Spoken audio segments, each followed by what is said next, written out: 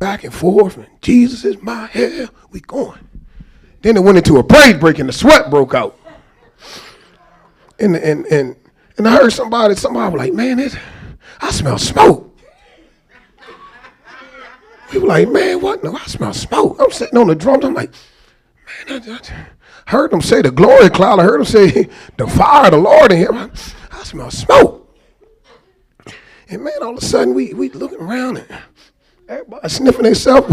It didn't smell like normal smoke. You know normal smoke like somebody might been in the back preparing little hot dogs and might burnt up a little. It wasn't like that. It wasn't that smell you leave something in the microwave too long. It was that cigarette smoke. And come find out the sister, she cleaned the roads for free, but she still held on to a Virginia Slim.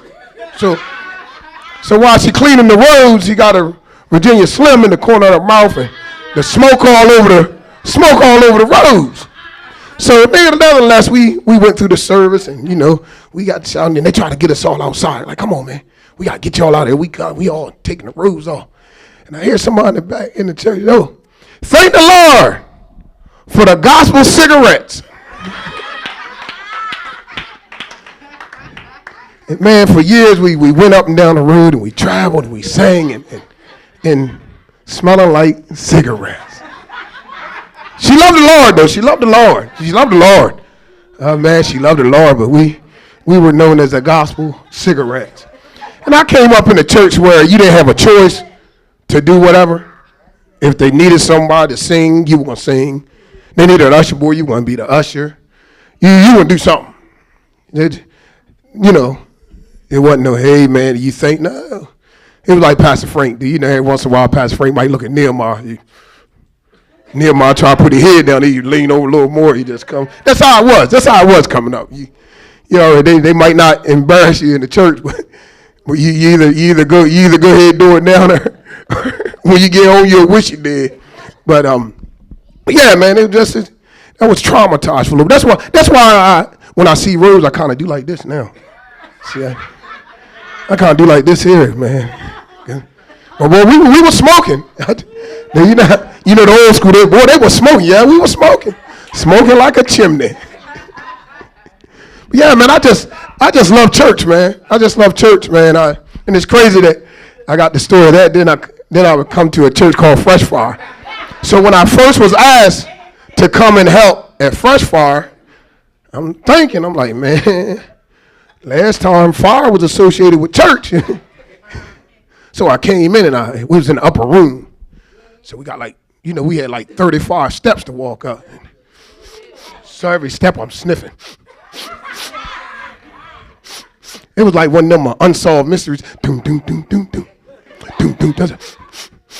I'm sniffing. So I get up there and I said, oh man, I don't smell no smoke. I said, where the fire at?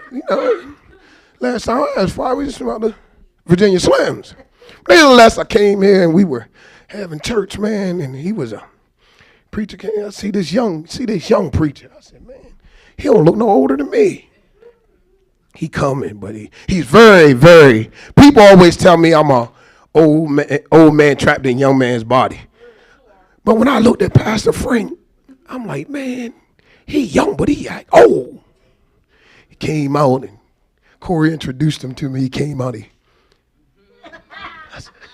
came out with his walk. Then later on, as I got to know him, I felt like it was his preacher walk. That's his preacher walk. And it's been going on ever since. But I just thank God for church. Because, our church, you can be who you are.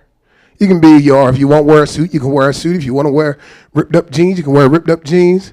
As long as you be modest. I just thank God for church, man, for my upbringing. One time we had a youth revival, and my mom gave me an allowance. She said, but every night you got to put $1 in the offering. She gave me $20. She said, every night, I don't care what you do with the rest of your money, but every night you better put $1 in that offering. We had 7 nights of service. See, that's the old school. You go 2 services Sunday, Monday, Tuesday, Wednesday, Thursday, Friday, give you off Saturday to hit 2 more on Sunday. So, but she told me, $20. you better put $1 in every offering. I did it partially. Every offering, I go up, I get off the drums, or I tell somebody. I tell the usher, hey, put this in here, give me such and such back. And I wonder why the usher kept looking at me like I'm crazy and never brought my change back. I'm like, man, ain't these people stealing? They're supposed to be the house, they stealing. They ripping me off. So I'm steady going. Then one night I said, you know what? I'm going to just let my cousin, he always sat by the drums. He always sat, but Brother Snipes, the ones that want to play but don't get to play, they just sit there. I said, man, hey, play the offering. I'm getting my money tonight. They done ripped me off all week. So I go up there. Mind y'all, I was putting $1. My mom told me, put $1 in every offering. So I walks up there, and they were singing, blessed be the rock. The Baptist church, everybody. We went down there, I was smooth with it. Put my $1 in there. I said, well, I told them to do it. They ain't do it, so I'm going to take it upon myself. Put my paper $1 in there, took 4 quarters out. My mom said, and I thought I got away with it.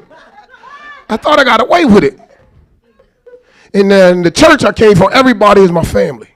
Great grandfather started the church. Everybody, either my aunt, uncle, cousin, or something. One of my uncles was a trustee. And I'm sitting there. I said, man, I wonder why Uncle Robert was sitting there shaking his head. And Uncle Robert wasn't the one to tell everything. Everybody, you got that one tell her, you can't tell him no. After service, I tell you, they used to call my mom name was Panny. They used to call her Panny. They said, Panny, come here. She come up, and I seen her. Y'all ever seen your parent, somebody telling something? At first you don't know they telling on you, till you look at your parent face, and their eyes and cheeks get tight. And I'm sitting there, I'm like, man, he must have said something out the way to my mom. I'm getting ready to go over there and put him in his place. He ain't talking to my mom like that. And whole while. More he telling. So I'm sitting up there, I said, and after a while she looked,